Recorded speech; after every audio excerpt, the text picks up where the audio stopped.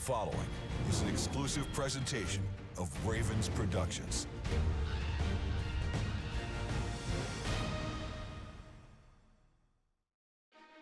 Coming up on this week's edition of Ravens Report, we look back on the Ravens' gutsy performance against the Steelers. We sit down with outside linebacker Tyus Bowser to talk about the defense in this matchup against the Cowboys. And our group of insiders breaks down where the Ravens stand at this point of the year. All of that and more on this week's Ravens Report. He's in a 15-10 ball. Touchdown Ravens. They're dancing in the aisles. Oh, what a scene we have at M&T.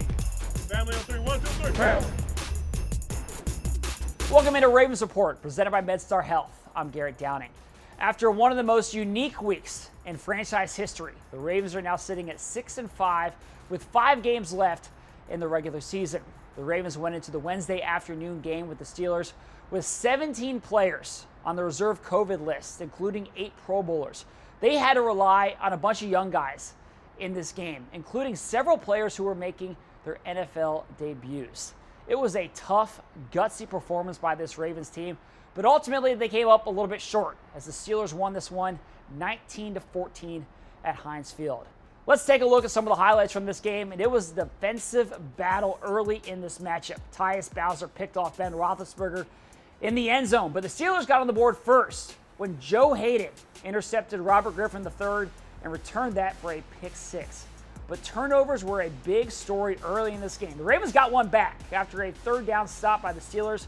Recently acquired Devontae Harris perfectly timed up his hit on the punt recovery, forced a fumble. Anthony Levine Sr. picks it up, and then 4 plays later, Gus Edwards rumbles into the end zone for a 1-yard score. The Ravens defense held strong throughout the night, and they limited Pittsburgh to 1 touchdown on 4 trips inside the red zone. Late in the game, the Ravens are down 19-17. RG3 is on the sidelines with a hamstring injury. Trace McSorley enters, and he gives the Ravens a chance with a 70-yard catch and run touchdown by Hollywood Brown. He saw some open field, and he was gone. The Ravens could not get the ball back, though, after that touchdown, and they fell to 6-5 after the 19-14 loss. Simply put, this game was about the defense. The Ravens excelled on that side of the ball, and they really limited that explosive Steelers offense. Former Ravens head coach Brian Billick joins us now to break down the film on what Wink Martindale's unit did so well in this game. Incredible performance by the Baltimore Ravens under the most difficult of circumstances I can remember, with virtually the entire defensive line out. I think Coach Martindale on the defensive side in particular did a phenomenal job using the strength of his team, the back end and the secondary, to cover some of the things that he had to do on the front end. His all-pro corners really delivered for him. Let's look at the first drive and you'll see what I'm talking about. I really like this first blitz by Board and Bowser. They walk Bowser up into the gap. Now clearly the offensive line is going to account for him. The center turns away, letting the back take Bowser, but Bowser then steps back. And you see Board then come up. The back adjust, or at least start to adjust, but then Bowser steps back into it, putting the offensive line in a tough position. The center can't react. Running back, obviously, he's got to take 2 guys and ends up with great pressure on Roethlisberger and an incompletion to Ebron. The next pressure, again, is classic Ravens. You're going to see the same thing where Board walks up. They've got to account for him in the number count. But then you can see, and he comes and they account for it, but then they bring Tramon Williams, who had only been on the team for a few weeks, from that depth, making it impossible to be picked up. And again, it leads to a great hit on Roethlisberger and into an incompletion. And also in the second quarter, that was really the important quarter, I thought, where they did a phenomenal job basically holding Pittsburgh to just a field goal. And you're going to see it's a combination of both scheme and great players. On this next play, I'm going to show you where Derek Wolfe does a tremendous job jumping inside on the offensive line. But he can do that because he's playing in conjunction with Chuck Clark, who's there to kind of fill that gap once he jumps into the inside. Had the offensive lineman blocked him, it would have left a gap, but Clark was there. He beats the offensive lineman, and it's a great play.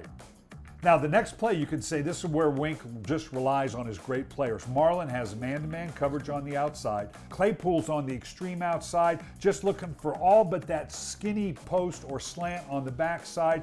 Marlon does a great job breaking it up on the inside, and they come away, obviously, with no touchdown on that play. Marlon finished the game with 2 defensive breakups and 2 forced fumbles, so he had a phenomenal game. Obviously, traveling man for most of the game with their best players. Then in the third quarter, we see Wink Martindale rely on his really good Pro Bowlers. And on this particular play, you can see a great job. This is going to be a run-stopping front. But you can see, I like what Peters does. His angle he takes on the backside. A lot of DBs that come in and try to do this, they stay too high. They don't play aggressively along the back of the offensive line. Peters does a great job skirting down the back of the offensive line. Ends up being just a 1-yard gain. And then this last one is very, very interesting. Again, the Ravens are only down by 5 here, and they're in the middle of the third quarter. It's a 3rd and 4. Wink puts Patrick Queen all the way on the outside, and now in a 3-by-1 alignment by the Steelers, you can see they want to go to Claypool. It's a great job of Wink Martindale recognizing where they needed to go, and Peters does a great job breaking the play up. It's on the Pittsburgh 23. It's only for a 1-yard gain. So really just a phenomenal job by the defense as a whole, by Wink Martindale and his staff, scheming up what they needed to do, guessing right by down and distance what they needed to cover, and obviously the personnel, your top players stepping up and doing a great job. Big challenge by the Dallas Cowboys, but I think this is a great bounce-back opportunity for the Ravens. I don't think the Cowboys have an identity yet. They're not going to be able to run. They're going to have to rely on the passing game, and I don't know that that's going to be in enough sync. Defensively, they're injured. Mike Nolan, the defensive coordinator, struggling to try to find an identity defensively. It's going to be tough against a Ravens team that looks like it could be full force. Now, the Ravens certainly hope that the great performance from the defense carries over to this week's game against the Cowboys. Coming up next on Ravens Report, outside linebacker Tyus Bowser joins us to preview the matchup against Dallas and how he's got to deal with trash talk from his own family.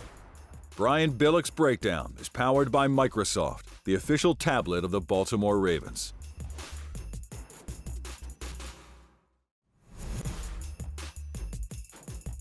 Who will deliver in this week's game? Go to budlight.com/delivery to have your game day Bud Lights delivered right to your door.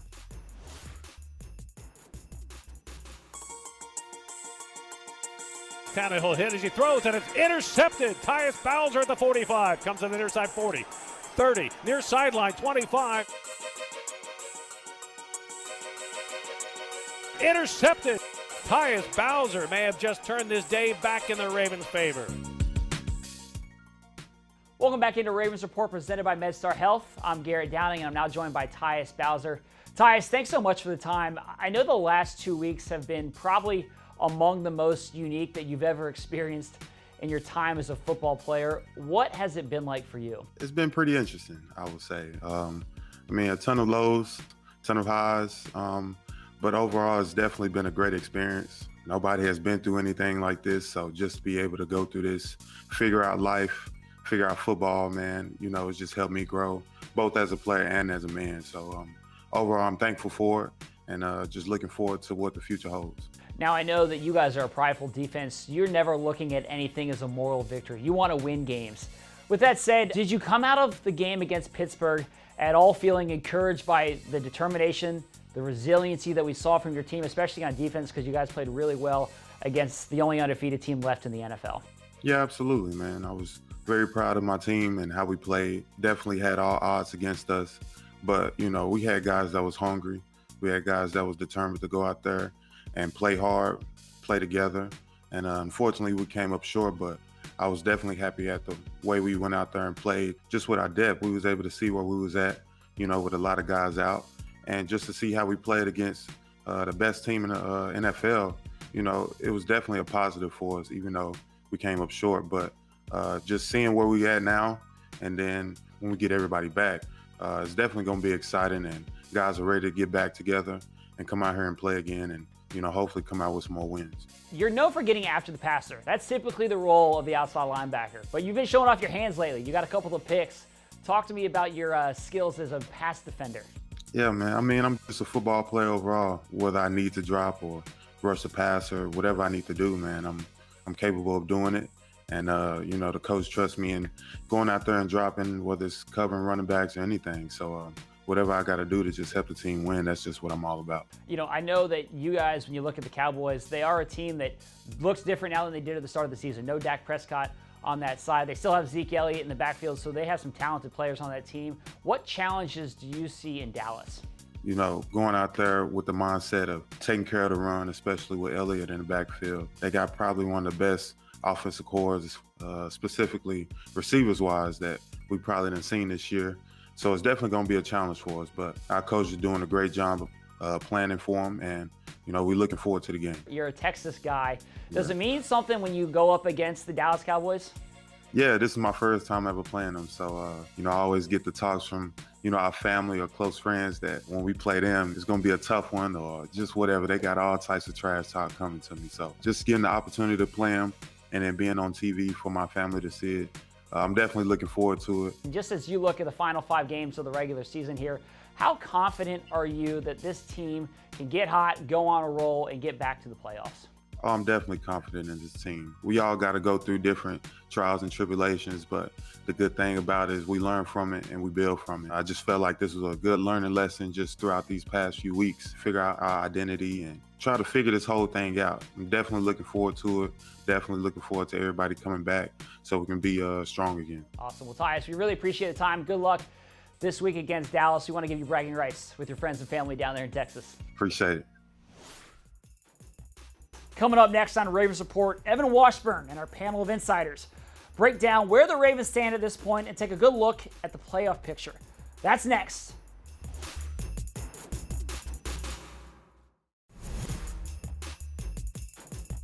Welcome back to Ravens Report, presented by MedStar Health. I'm Garrett Downing. After a hectic and a challenging Week 12, the Ravens are now 6-5 with 5 games left in the regular season. It's a competitive playoff race in the AFC. There's no question about that, but the Ravens are still very much alive, and they have a favorable schedule down the stretch. Now, do they have what it takes? Can they get hot, go on a run, and get back to the playoffs for the 3rd year in a row? Luckily, today, we have a panel of insiders. So let's go ahead and send it over to Evan Washburn and our panel of insiders to break down what the Ravens need to do to get back into the playoffs again this year.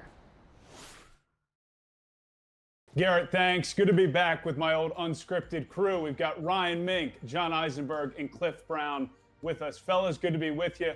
Let's dive right in. So where this team stands, Ryan, it's 6-5. What's important for them to do moving forward? Do they dwell and take something from that Steelers loss, or is that something you just put to the side and move forward with hopefully a full, healthy team into the Tuesday game against Dallas? Well, a loss is a loss, right? There's no moral victories in the NFL.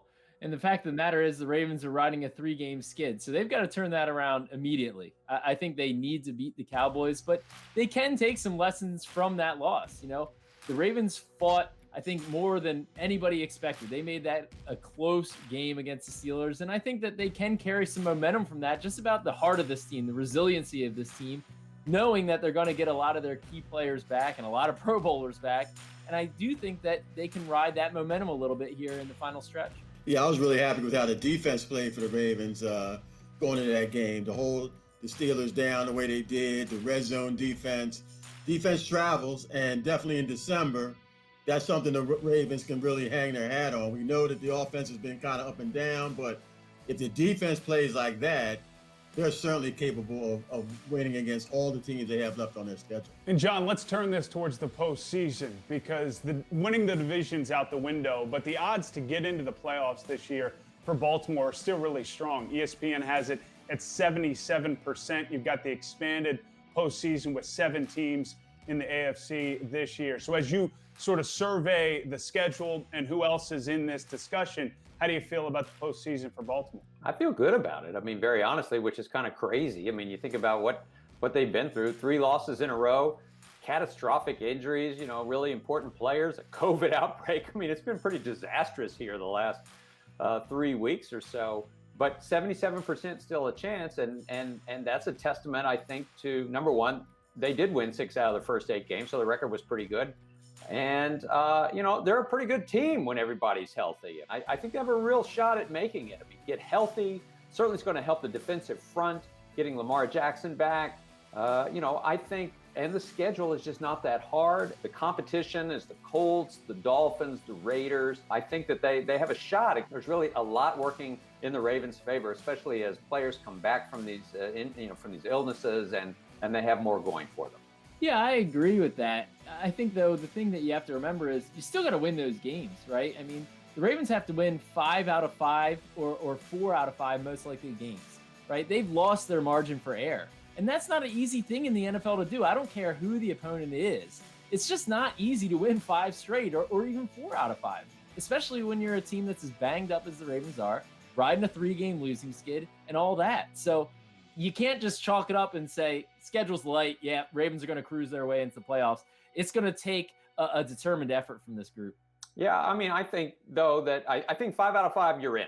I think that's good. 4 out of 5, I think you've got a real shot. You're probably down to tiebreakers. 3 out of 5, I think you're out. The toughest game is at Cleveland on Monday night, and of course the Ravens steamroll the Browns the first time. They're playing better, but I mean, you're certainly right. I mean, they have to win. They sort of lost. I mean, 3 losses in a row. You just have to win a game. But I think the opportunity is there for them to sort of clear the decks of everything that's gone on and get back to playing winning football. All right, guys, let's wrap it up here. And Cliff, I'll start with you. 15 seconds, key to this stretch that John and Ryan just discussed to find themselves on the right side of things. What needs to happen specifically? Getting the offense clicking consistently, particularly big plays, I think. Like that play that Marquise had at the end of the game, we need to see more of that, not just from him, but overall offensively. If they can do that, I think with the defense they're playing, they'll be just fine. It's get healthy. That's the key for them right now, whether it be guys off the COVID list and getting them back on the field. The defense, once you get all those pieces back on the field, it's still maybe the best in the NFL. I don't know that the offense at this point of the season, even if they get the players back, is all of a sudden going to take off. I mean, Ronnie Stanley, Nick Boyle, they're not coming back, period.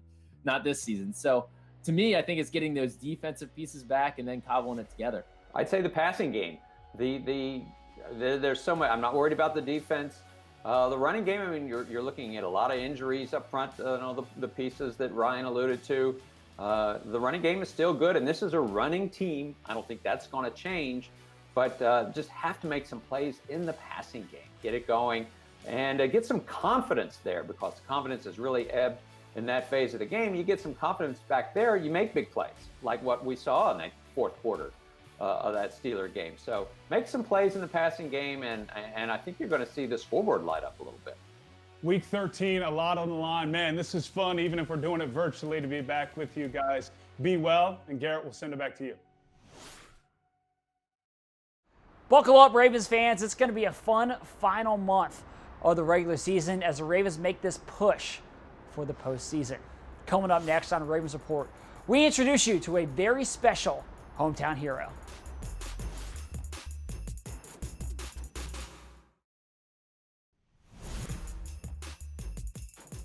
Welcome back to Ravens Report, presented by MedStar Health. I'm Garrett Downing.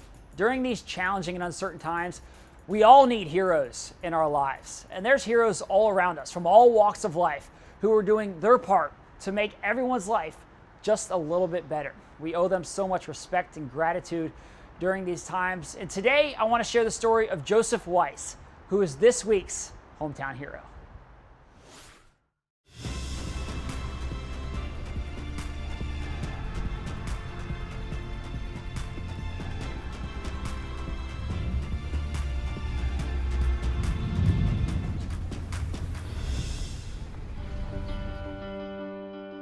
I've been at Johns Hopkins coming up on 5 years now as an environmental care associate. My main duties include neutralizing and disinfecting patients' rooms, open areas. I also go from different floor to floor, helping out, doing daily discharges of patients who are being released home, which is always a fantastic day when you have a lot of people going home. The pandemic hit and we had to switch over and picking up extra shifts and extra hours, anywhere you could pitch in just to be part of the team, because you wanted to help. You know, you wanted to do what you could do.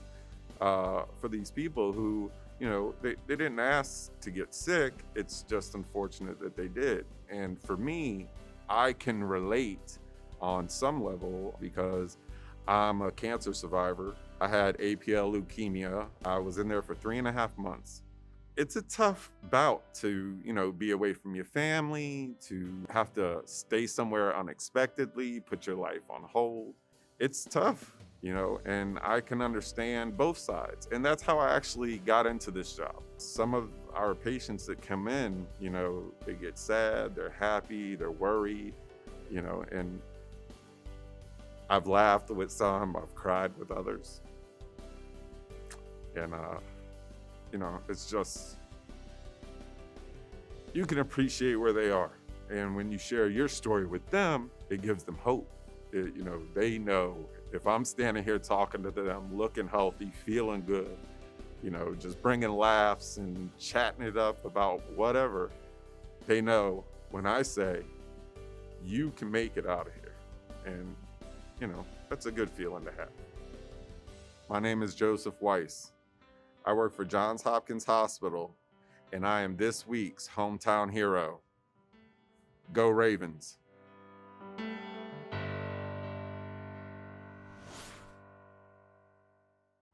We thank you, Joseph, for all that you're doing to help make life a little bit better for those around you. Next up for the Ravens, it's Tuesday night football and a matchup with the Dallas Cowboys right here at M&T Bank Stadium. Now, the team has been preparing hard to get ready for this game, working at the Under Armour Performance Center, and this is an opportunity for the Ravens to get back on track against a Cowboys team that's 3-8 on the season. That's it for this week's show, but make sure you check out that game Tuesday night. Also, join us for Ravens pregame live starting at 7 p.m. I'll be right here and we'll give you an up-close look at what's happening on the field for pregame warm-ups. It's the best place to watch all the action before that game Tuesday night. You can catch it on our YouTube channel, our Facebook page, our website, our mobile app, and our CTV apps. So check it out Tuesday night. That's it for us. Thanks for watching, and we'll see you next week on Ravens Report.